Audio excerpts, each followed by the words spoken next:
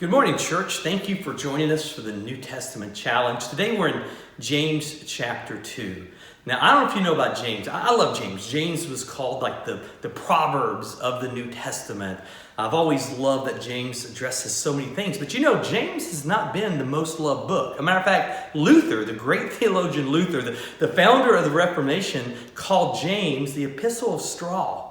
As a matter of fact, Luther didn't like it because remember, Luther's one big claim was what? Grace alone, that we're saved through grace, that it wasn't through works. So in chapter 2, remember where James said, show me your works. You say you have faith, but show me your works. And James made a claim that when Luther looked at it, he thought might confuse people to somehow think you're saved by faith plus works. And he knew it was faith alone.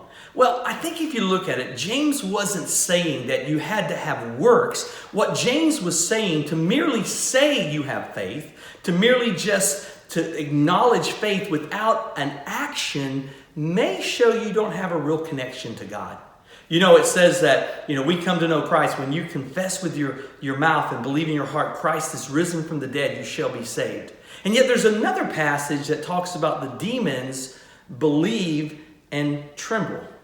In other words, we know belief saves us, but demons aren't saved. But the reason why that word for belief, where it says in the other passage, really talks about the mere acknowledgement of existence. And for a lot of people today, faith is the mere acknowledgement that there is a God, that I believe He's out there. He's kind of the cosmic big guy, but they've never personally connected to Christ. And here's what it is. If you truly connect to Christ in a faith relationship, you can't help but be changed. It's like you get the DNA of God infused in you. It's like the old movie, The Fly. You remember the movie when the guy gets the fly DNA and he starts turning into the fly? When God's DNA is in you, when the new self has the ability to overthrow the old self, when the power of the Holy Spirit's within you, it should start changing the way you live your life. Therefore, it should be different. It's like when you get married, your life changes, doesn't it? You can't say you're married and nothing's changed, or you're really not married. Things have changed. And so in this one, it's just more of a check. If you say you believe in God, and yet you're doing nothing that shows your investment in the kingdom, nothing that shows your commitment, do you really know God? Where's the evidence? Not that the evidence makes you a believer, but the evidence convicts you that you are a believer. One person said, if you were put on trial for being a believer, would there be enough evidence to convict you?